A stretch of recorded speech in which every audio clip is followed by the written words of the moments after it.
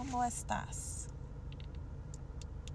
This time last year, November 18th, 2024, because today is November 18th, 2025. Yeah, last year was insane. My family court case was imploding. My ex/abuser threatened me as early as March of 2023 and continuously for the next year that he would take my daughter from me if I didn't comply with his demands. That's called coercive control. It's a type of domestic violence. But yeah, he was in the process. He filed with the court, and the court was going along with him to try to take full custody away. The irony is that as of today, I have not seen my daughter in 213 days. And my court hearing yesterday is literally my ex trying to take full custody away. And on top of that, I permanently not allow me to see my daughter.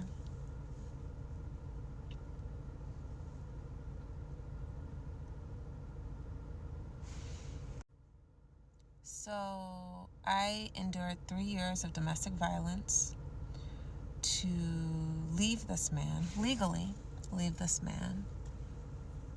And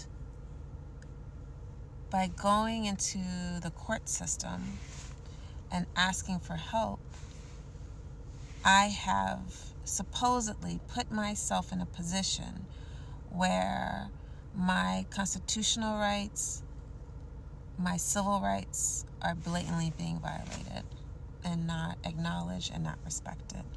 And it's going on 3 years now.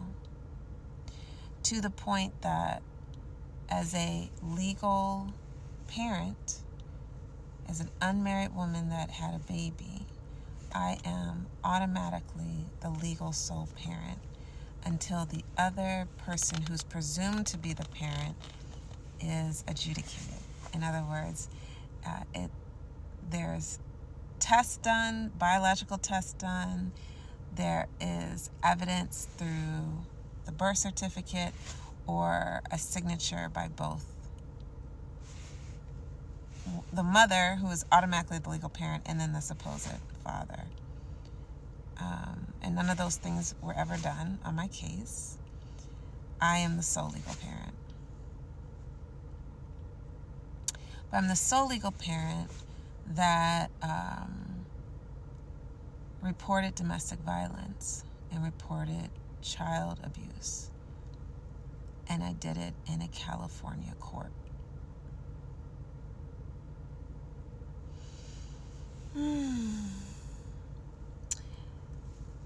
Over the years, I've been meeting other safe parents, and it's been humbling to see how the emotional state, the mental state of some of these people, those of them that have been in this just as long as I have, if not longer. And I deeply understand now why it is so hard to maintain your health, because what is being done is intentionally mean, intentionally cruel, intentionally putting people in a financial position where they are vulnerable. You know, people go bankrupt. They mortgage their houses to continue to pay exorbitant prices for family lawyers.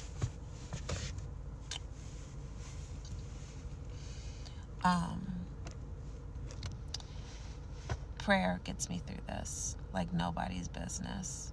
And then the community that I'm around, faith-based people. That's the only way. When I was in court, I made it a point to let the court know, as a legal parent, and I keep bringing up the other presumed parent has not been legally verified, And so by law, he does not have a right to visiting and custody. I've been emphasizing the fact that I want to see my daughter, and I'm not being allowed to see her, and I want to exercise my parental rights. I am going so far as just asking for virtual visits, and I'm being denied. I stated yesterday that I deeply miss my daughter, and this is deeply painful, and I articulated that it's been over 200 days, 212 days to be exact, since I've seen her. And that was ignored by the court.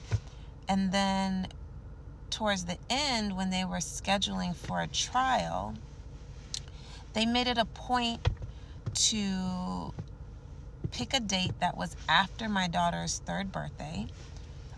And then the court even went so far as to bring it up. Oh, wait, this is the same time as the baby's birthday. Her birthday is March 31st. They're scheduling this trial for April 9th. And so my abuser jumped in and says, yes, we're celebrating her birthday April 4th. So I don't want the trial close to her birthday. So then the judge schedules the trial for 30 days after my daughter's birthday. So I haven't seen my daughter in 212 days, 213 days. This is November. So that means December, January, February, March, April. It's going to be another 5 months till I get to see my daughter. And that's if the court does not rule that there is going to be a permanent no contact order against me.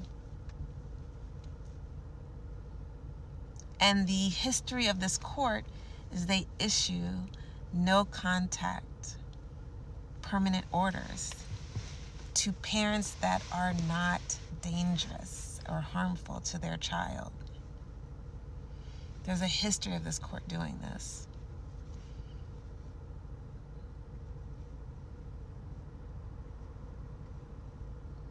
But making a point in court, oh, her birthday, let's schedule it, let's not schedule it around her birthday, let's schedule it out. And then to intentionally not schedule the trial before her birthday, but intentionally schedule it an additional 30 days after her birthday.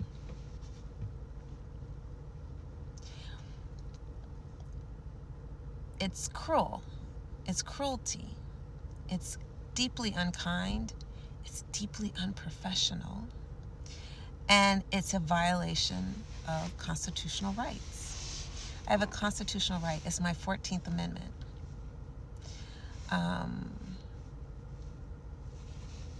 I am the sole legal parent to that child because I'm an unmarried mother. And no other person has been legally verified as a parent.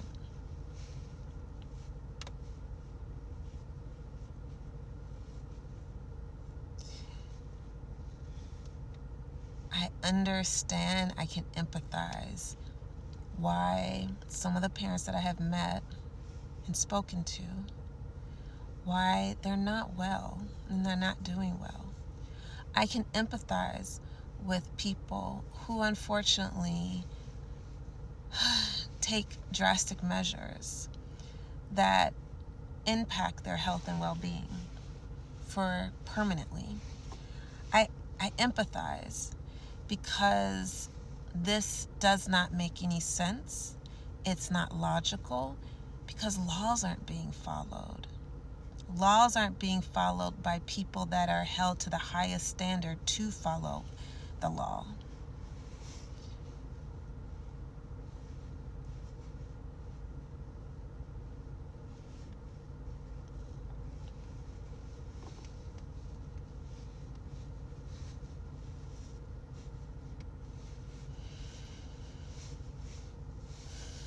I trust in God. I trust that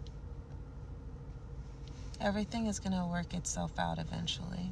I trust in God.